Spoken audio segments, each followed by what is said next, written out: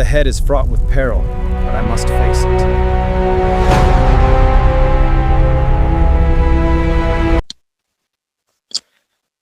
Hello everyone and welcome to HellHound Heights. My name is Dakota Darko and I am your host tonight. With me tonight I have a very special guest from Kentucky. His name is Busy Blank and he has an absolutely incredible story to share with you guys tonight. Busy, how are you feeling? I'm doing all right. How are you doing? Brother, it's just another day in the neighborhood.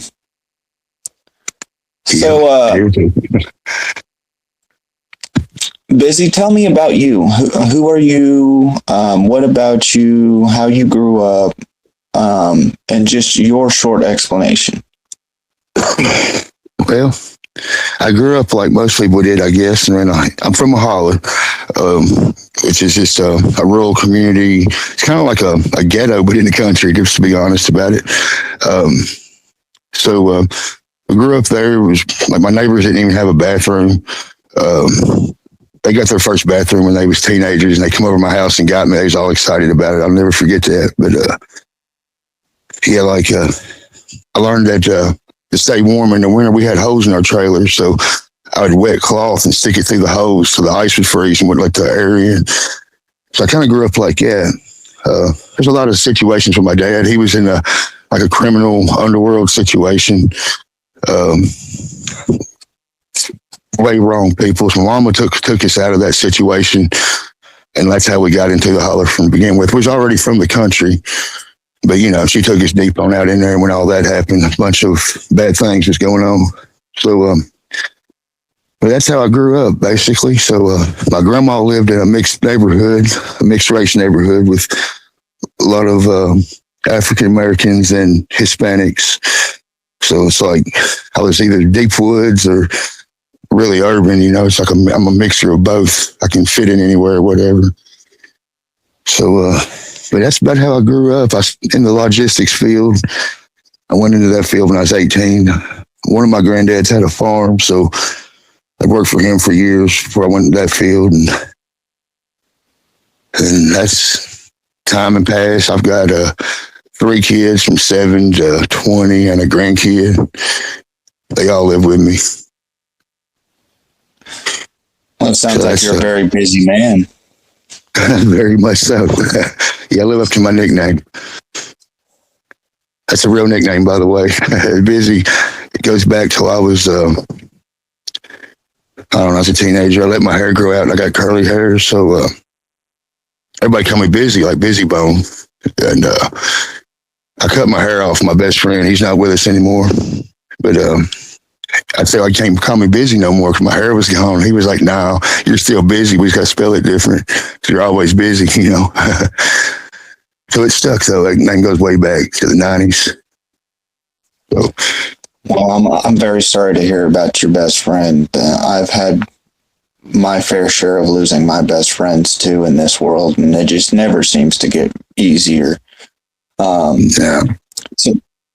So Busy, I would like to touch on your Appalachian upbringing. So, being in Appalachia, did your grandparents ever tell you about anything to do with the legends and folklore that surround the area? Oh, yeah. That time period, it was strange to me when I grew up, started going out into the world a little bit more, realizing nobody believes in anything. And like where I'd come from, they was always making sure we knew about it. And then, it got turned to the boogeyman in Hollywood, I guess. But y'all, all my grandparents, and they all knew there was stuff out there that we don't understand. So, yeah, I still feel blessed though, that one. So what kind of things did they explain wandered the darkness of the forest at night? The most popular when I was a kid around here was, of course, your Sasquatch, of course, that was real common and popular, especially before I was born, like back in the 1960s. My grandma, She would always find tracks, and they would leave this particular musky smell and such. And then we had what they called a white thing, and there's two descriptions of it I've heard. One of them's just like a white Sasquatch, and then the other one was more of like a Smilodon style, like a saber-toothed cat, but not all the way, but it was more of a grayish looking big feline thing.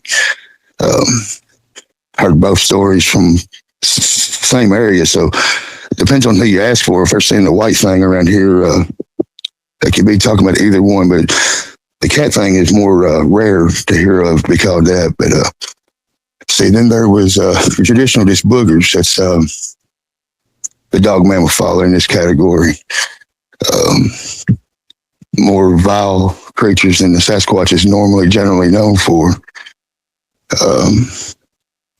See, then there was little lizard men. That's one of the most popular. My great granny always just said that if you ever see one, if you don't bother it, it won't bother you. But I had a run-in with one when I was probably 10, 11 years old, and I felt like it was going to eat me. So I don't know. I talked to her about it after that, and she kept on her same course, just saying, I didn't have nothing to worry about. But sure didn't feel that way. It's the only time in my life I got scared enough I dropped my shotgun that day. I started hunting alone young. Back then, that's how we ate. Most stuff we ate back then. But yeah, pretty hard upbringing. The more I think about it. Right.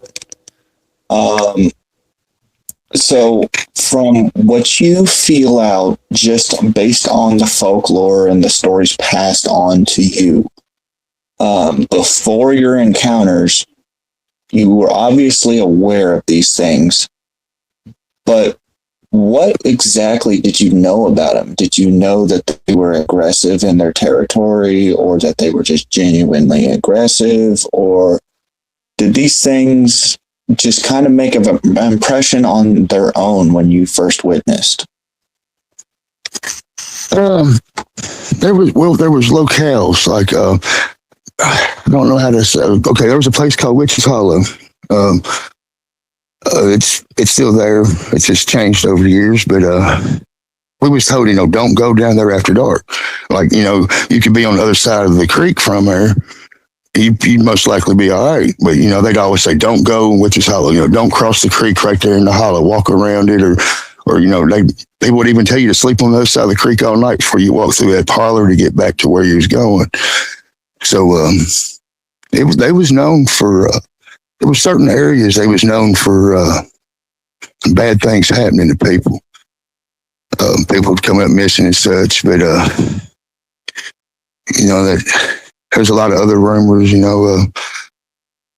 could have just been people down there killing people and they wanted to land themselves type thing. There's always them rumors in the hills,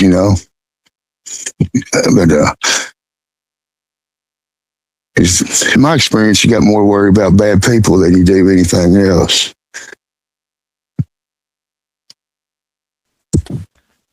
Yeah, it's very known that in Appalachia, the law doesn't have a whole lot of say-so, and that people go missing quite often. Do you know anybody that was ever affected in any way by that? In my lifetime, oh yeah, see, yeah, I've lost a few friends over the years back in. Sometimes you'll find them dead, and sometimes they ain't found. But yeah, that stuff's real. It was more common back in the old days. They used to. I'm not affiliated with anything in this lifestyle. I just keep myself from it. But I grew up around it, and so I know the black market, so to speak. Used to, they kill you for snitching. And now they kind of got soft, and these people now are just snitching on each other left and right, and nobody's taking care of it. So used to, in the old days, if you snitched on somebody, you's gone. So a lot of them got blamed on boogers and stuff. Or they'd always say, went to shit, the hogs ate him. That was the old saying. So, but yeah, that happened more back in the 80s and the 90s and before than it does nowadays. Still dangerous in spots, so. But, Well, you know what they say, old ways die hard. that's a fact. From what I see, that's definitely true. Yeah, it happens. It really does. So it's unfortunate. But yeah, it's Go ahead, Busy. yeah. Oh, good. And I'm not saying that these creatures are not dangerous. I'm not saying that at all. Because they are known to be dangerous. But what's dangerous is how they'll lock yourself up. They'll scare somebody so bad that they're dead walking, if that makes sense, you know. You see one of them, you get scared, and then the next thing you know, you're in your house, afraid to look out the window and such. Can't let that happen. That's when they got you. They already got you there. That's what they want. So if they can lock you inside your own prison, they're winning. You got to fight against that. And if anybody's listening that, you know, can't be afraid of them, you got to don't let them eat you. There's more than one way to be. Yes. It ain't just physical. They harm more people mentally and physically than they do physically, spiritually. I got to agree there too. Me myself, I have also witnessed a Dogman multiple times, and in my encounters, they seemed like they wanted to scare me off more than they did want to hurt me, because I didn't pose a threat and I wasn't carrying a weapon. And from what I see, it seems like they act more like guardians of the forest and their territory and their own area more than they do anything. But I gotta say, the one thing I do notice most is that there is a sort of aggression with the ones that I met in the area that I was in. Then again, I was in southern Missouri when I caught it on film, which for those at home and for you, Busy, uploaded to my YouTube is a zoomed in version of the video I shot where a 110-pound pit bull was sucked into the weeds so fast it didn't have enough time to blink. And then it was beat up and thrown 8 feet over the top of the bush and then jumped its fence back into its property and made it back inside. But from the video I caught, it seemed like it was trying to guard this doe. This doe was in the weeds, and the dog got out and got on the backside of the fence and was playing with another dog through the fence. But then it started growling and stuff at something in the bush. Well, about that time, something wraps up around it when it turns its back to the bush, and something comes out of the bush and grabs it. And from what I could see, it was completely solid pitch black in color, with shaggy hair, 5-digit humanoid-like hands, with talon-like claws on the end of it. And it happened so fast, I'm surprised I was able to see it.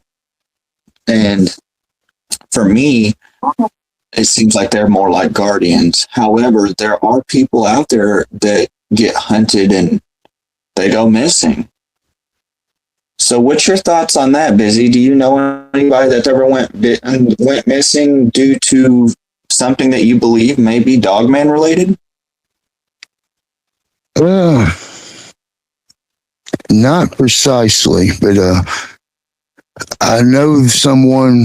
They was older than myself. They're passed on now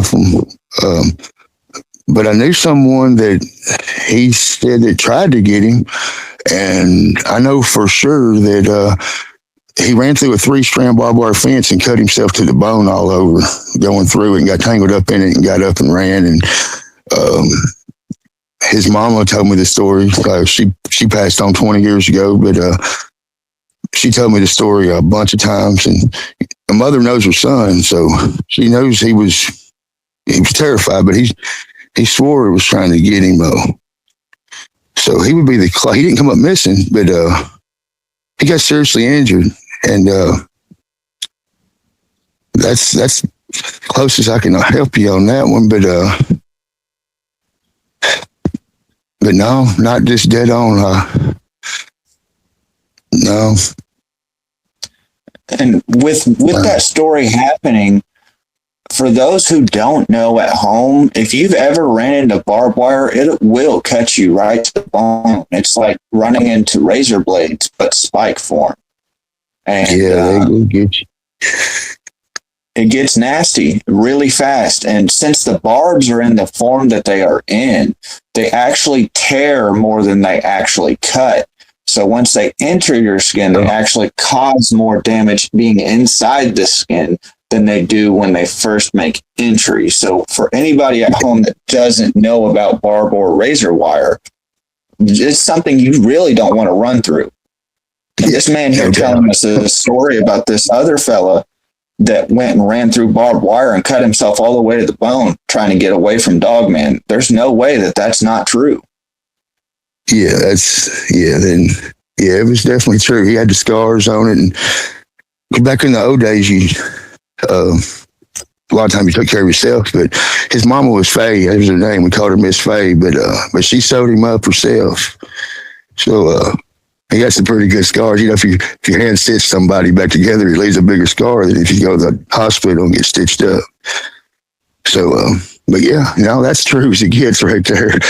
Yeah, that happened back in the early 80s. It seems like the 1980s seems to be a big hotspot for Dogman, especially.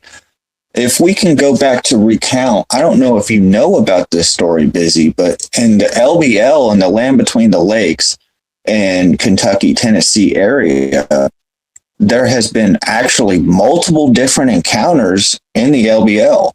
And specifically in 1982, May of 1982, there was a rumor going around the schools of the area around the LBL for both Tennessee and Kentucky of an attack that happened. We'll come to find out about March to April of that year, a small family of, I believe, 4 were camping out in the LBL, an area that is no longer a campground. And actually, immediately after this attack and this brutal murder, they actually shut this campsite down. And this campsite is no longer even a gravel road. It's completely taken back over. There's nothing there but trees and grass now. Yeah, occasionally you can find some remnants of some concrete structures like foundations of houses, basements still sitting there, cellars, root cellars, that sort of thing. And in 1982, a family of 4, a mother, a father, a daughter, and a son were all out there in the LBL. And from what was found, it seems that the father was running away from something and brought him and his family inside this camper. And Dogman showed up and ripped the door clear off of the camper and attacked the husband first. In which so he had a slash down his spine and back area so wide, so deep that he was either paralyzed or killed upon impact. From there, it took its rage out on the mother, in which she was found sitting at the little table area, looking like she was just sitting there when she was attacked. Almost like the husband ran inside and was telling her about it when it broke the door down and killed them both. From there, they found in the back of the camper on the bed or near the bed area, they found the little boy, and he had been torn up in multiple different areas. But then something happened.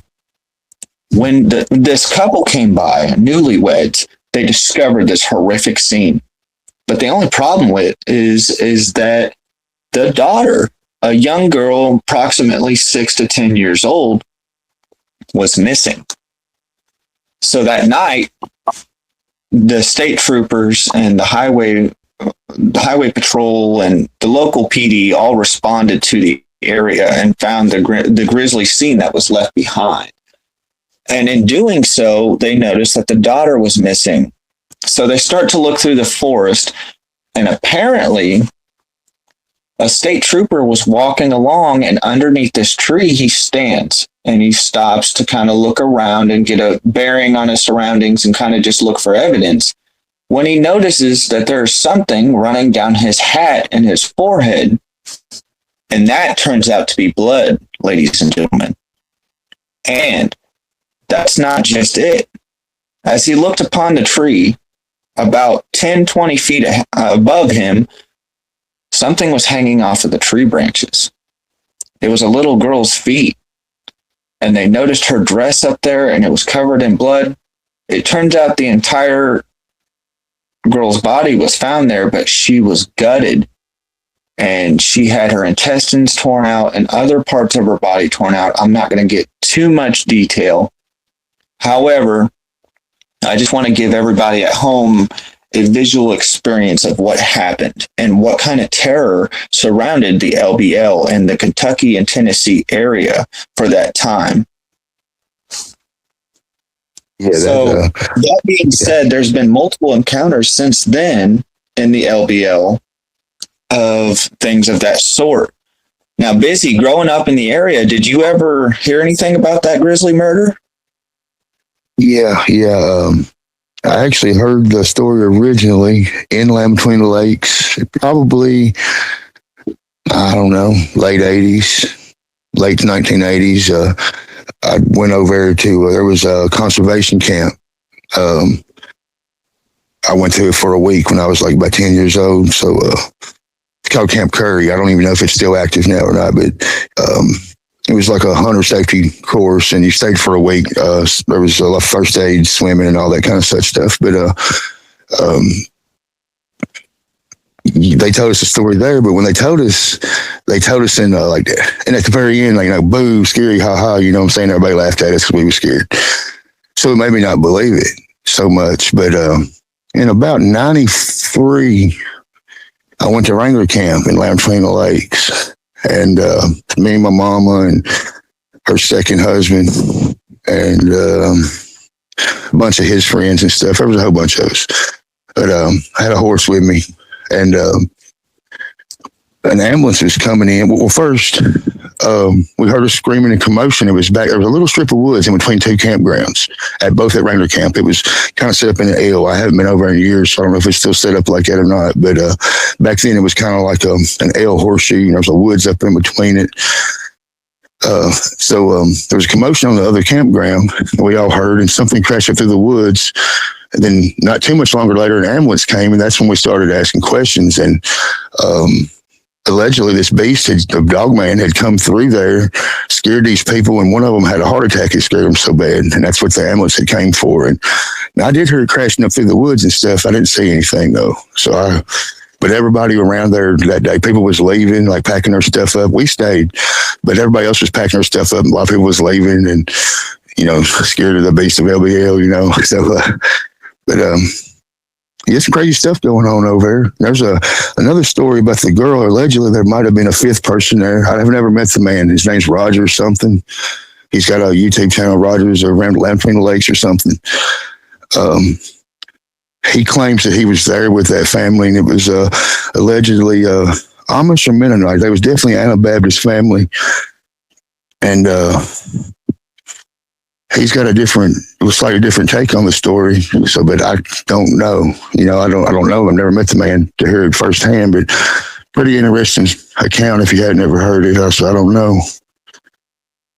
But yeah, definitely stuff going on in Land Between the Lakes. It goes way back. It goes back like, John F. Kennedy was the one that basically took that land from them people over there and decided to flood it up to get some electricity going. So that was that was just bad from the get-go. And they stole all them people's land. You got a lot of blood over there. Oh, I'm sorry. Go ahead.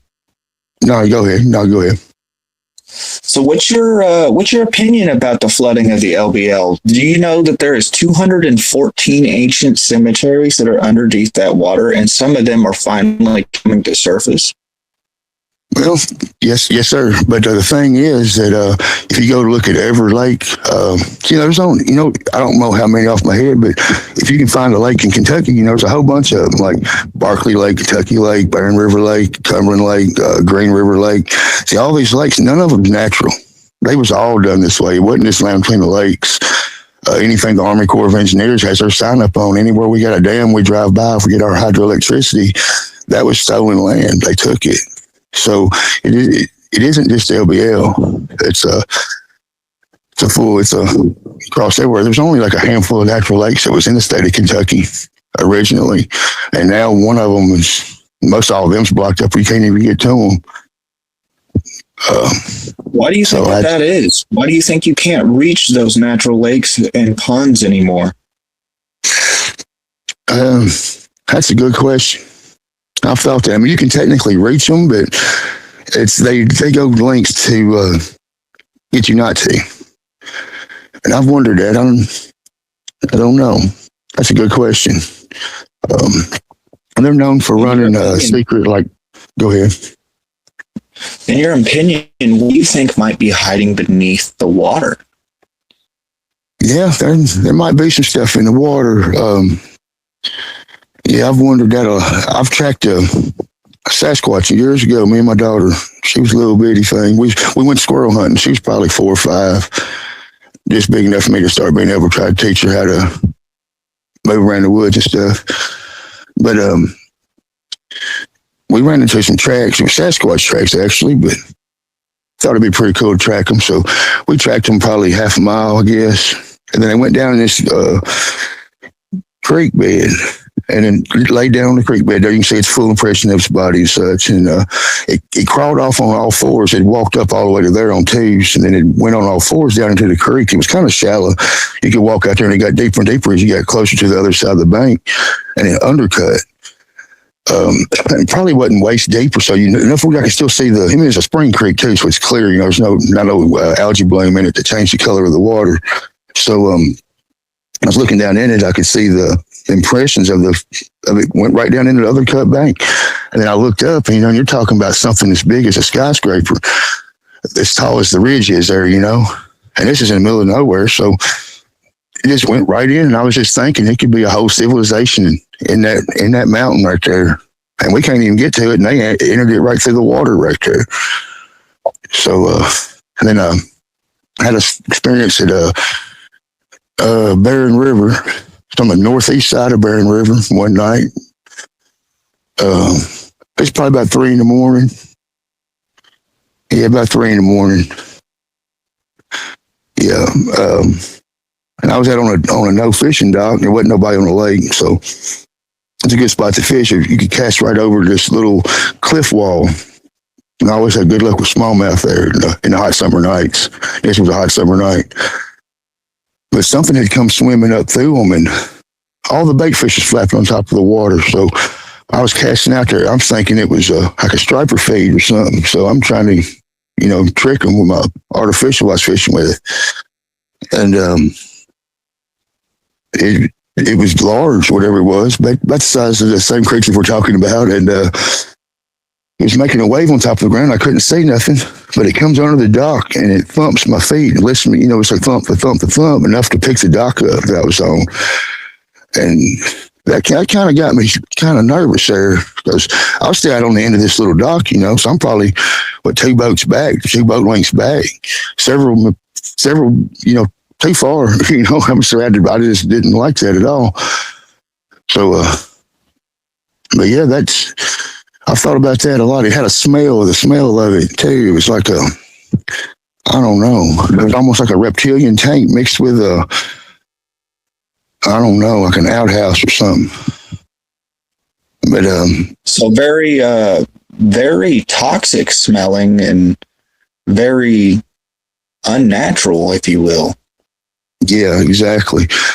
And there was another hairless Dogman sighting around probably 2-3 miles from there, and I didn't hear about it until I heard that encounter a year or so maybe, and I was right close to the same area that I had that happen. I didn't see it or anything, but it was about the right size of creature. It was about the right size. So it might be.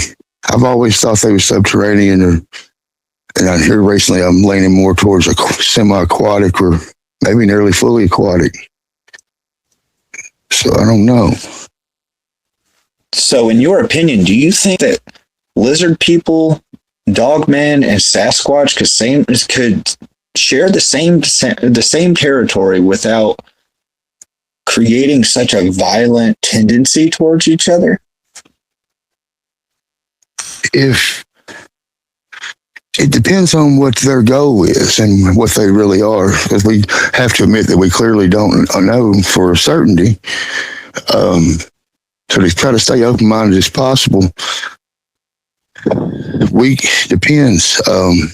They could even be working together, so to speak, to pull us one way or another to keep us distracted. Misplaced knowledge is worse than lost money. So, my granny always said, you heard her saying, believe only half of what you see and none of what you hear. So, I've also heard that growing up quite a few times. Yeah. Yeah. So that's, I always try to keep that in mind. It goes back to like the old pre-Islamic jinn. They appear different ways. Some of them look like werewolves. Some of them look like Bigfoot. Some of them look like reptilians. And they seemed at times they was at arms against each other, but that's only from the perspective of the ones giving us the legends. So maybe they didn't even know, and they're just guessing and we're guessing at what they was trying to guess at through the translations and interpretations. So I don't know. I could see where they could coexist with each other if they're fully physical, like an animal, if they're more animalistic. And I could also see where's the possibility where they're alternate dimensional, like a 4D thing or something. And if they died, we can't find 4D remnants of fallen creatures. So maybe something like that. And I've thought if they're full-blown spirits and just playing with people's minds, But I have a tendency not to believe that because I found physical evidence before. So, but I've also seen in my past different places, spirits manipulate the physical world. So, I don't know. I wish I knew. That's what I've been working on for so long now. Well, Busy, I think you're a very educated man in this, and I definitely believe every word that's came out of your mouth tonight. Honestly, I can hear the honesty and the sincerity, and from my encounter, I can verify that what you're saying is absolutely real. So I have a question for you, Busy. We are running slightly low on time, and by slightly, I mean we're running it into the last 2 minutes. Would you mind staying around for part 2? Yeah, let me check my battery. I charged it a little bit earlier when I talked to you. Let me see what it said. I'm down to 9% on my battery. So I started, I think I had 19 when I charged it a little bit. I got down to 17.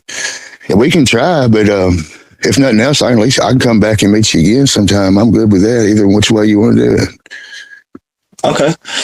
Well, since we are now into the last minute and 10 seconds, I want to go ahead and thank everybody at home for joining us, and especially to Busy Blank, who I believe absolutely 110% that this man is genuine. And everything that he says is verifiable by Google as far as the LBL and what we talked about with the massacre at the LBL tonight.